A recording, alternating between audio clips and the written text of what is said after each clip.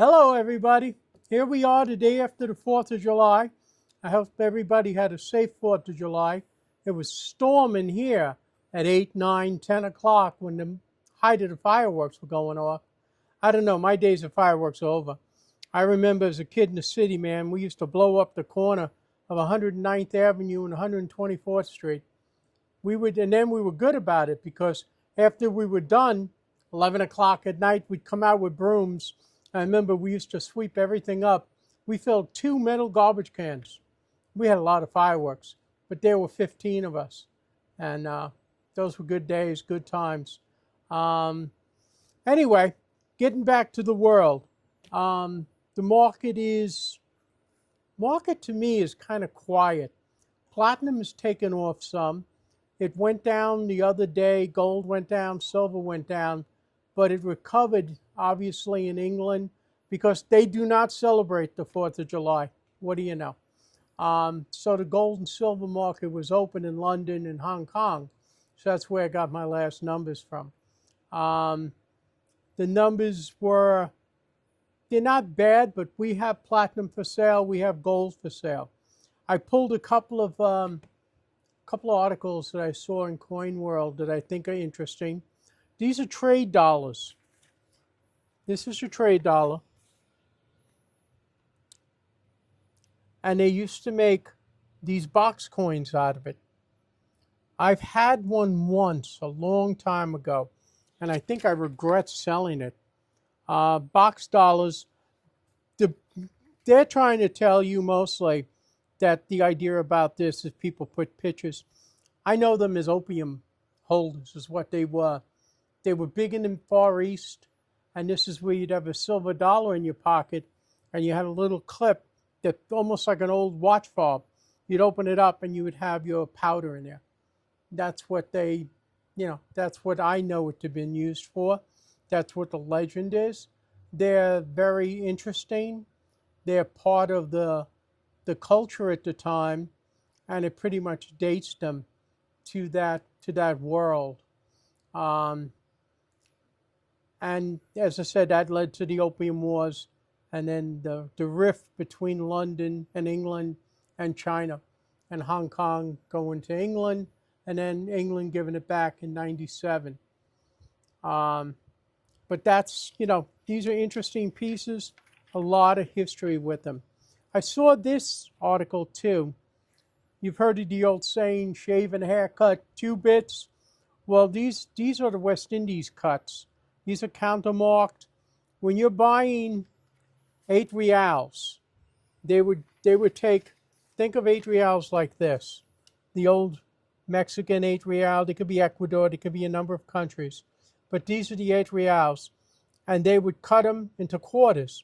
This would be a 2 real, or what was known in America as 2 bits. Shave and a haircut, 2 bits. If you owed somebody 6 bits, 75 cents. But this was very common. They got more ornate. They cut out the holes. They made funny pieces with them.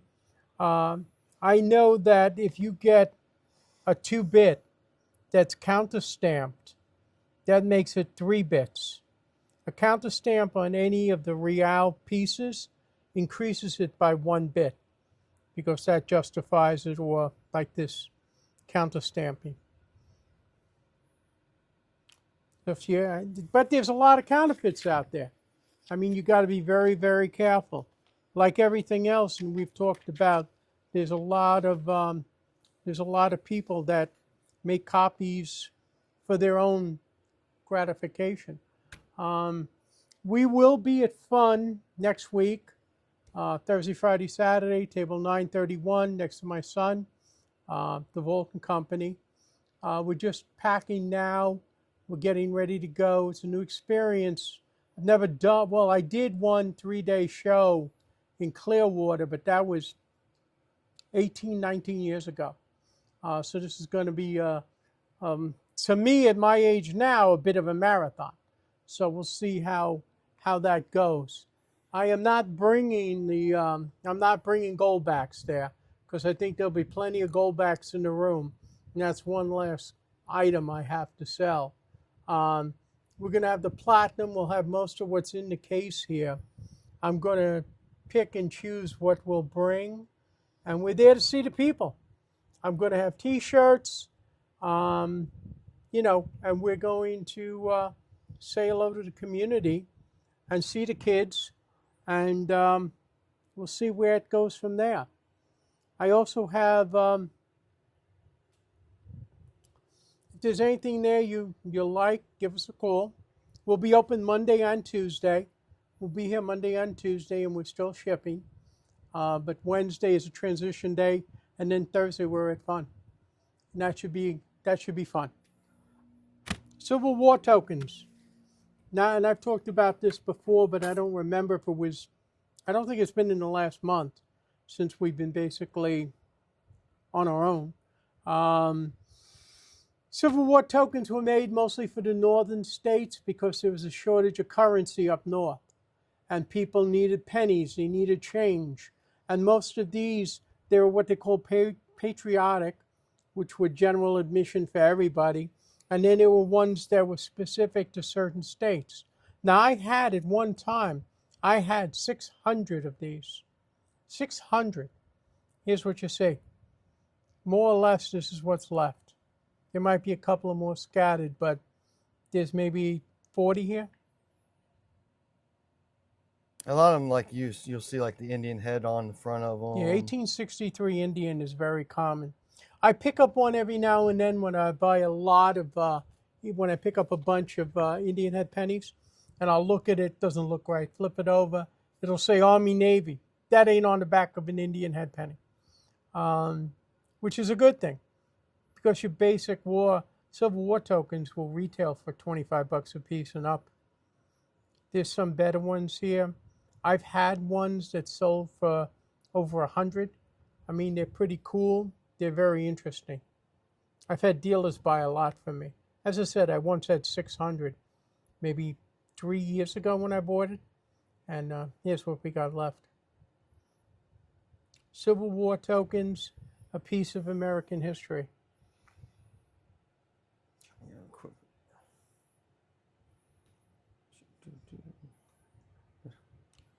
Pretty cool hard time token in there as well. We're going to, I'm in the store only. I'm going to have these because I've accumulated a bunch. These are Silver Eagles. We have no Silver Eagles for sale right now. I have no Silver Eagles. I have no 999, no 999 1 ounce silver rounds or bars. I can't keep them in the store. They fly out the door. I have these Silver Eagles. And Silver Eagles sell them for $39 or $40 a piece. These are 45 bucks. I mean, you can't certify these for $5. This one, 21W Eagle anniversary set there. Another anniversary set one. I mean, I've got early release. You got a bunch of different ones here. I got about 30 of them. Here's the brown seal, some of the early ones. Yeah, 0, 3, 5, 2000. But I got them at 45 bucks each while they last. I mean, one person came in last week, and I had shown the commemoratives, the silver commemoratives. I think the ones from Ellis Island and things like that. One person came in and bought 60 of them. Bang, right out the door. Maybe I got 40 left. That's the silver commemorative ones. There's about 40 there. I mean, generic silver dollars I sell for $32. VG to VFs. The piece dollars will run into very choice AU, or what I like to call flea market uncirculated. They sell for $32. These are about the same price, but these are proofs and unks. And they commemorate all kinds of things. And they're pretty cool. So I still have about 40 of those left. Here's something I found peculiar, and I talked about it once before, but not on this sequence of videos. The 2012 silver proof set, okay? It's peculiar that it sells for about 100, 110 on gray sheet. I want 110 per set. And here's the breakdown. If you buy the 50 cent, the $half alone sells between $60 and $70. The 4-piece quarter set, 5-piece quarter set No, 4-piece Presidents is $45 on gray sheet. Okay? The quarters is about $40.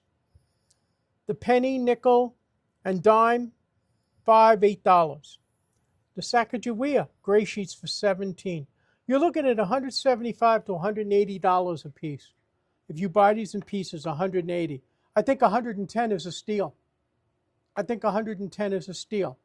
I mean, I have about a dozen while I'm, Monday, Tuesday, we'll be here. I'm going to probably bring half a dozen sets to Fun. I'm also going to bring some like 99 silver-proof sets because once again, they're at $60 on gray sheet. But I mean, individually, if you look them up, they got to be worth about $90 because the half dollar has a big premium. It's at least $25. The quarters are $40. They're $65. You got the penny, nickel, dime, and you have the Sacagawea. You have the gold coin, presidential coin in there. No, whatever. They do have their premiums.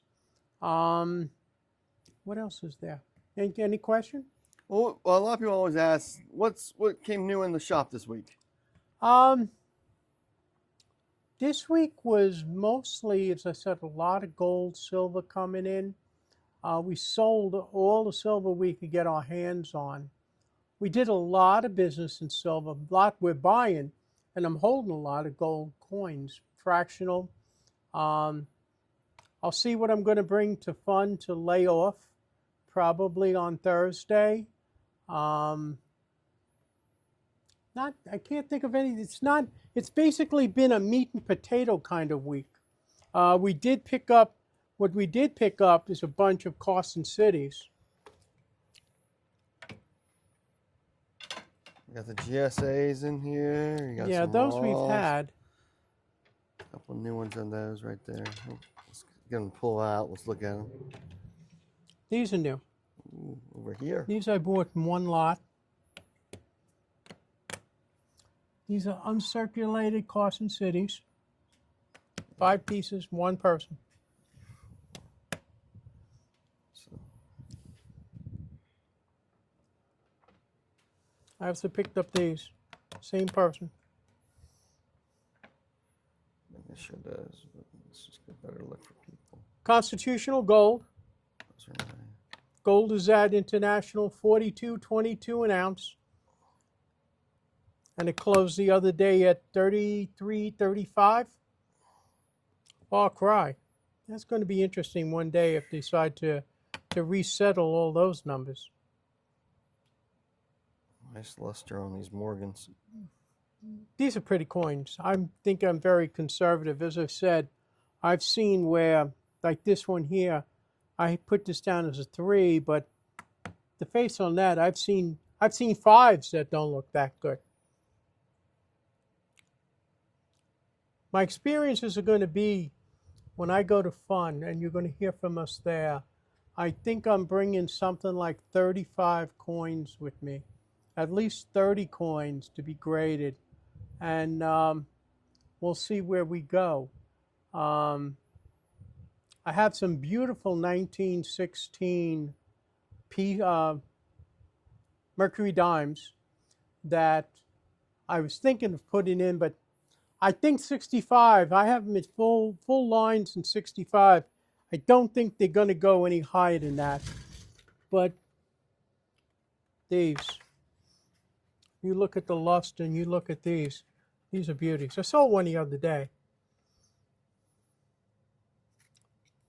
Camera does not do it justice, guys. I'm sorry. It's hard to get great shots on luster on these coins, but boy, they are beautiful.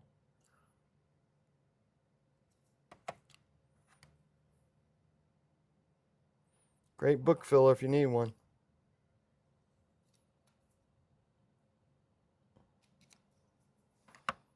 What other ones you got here? Might as well show off the other ones we got. Mercury sell. They're like, the old Walkers. They sell.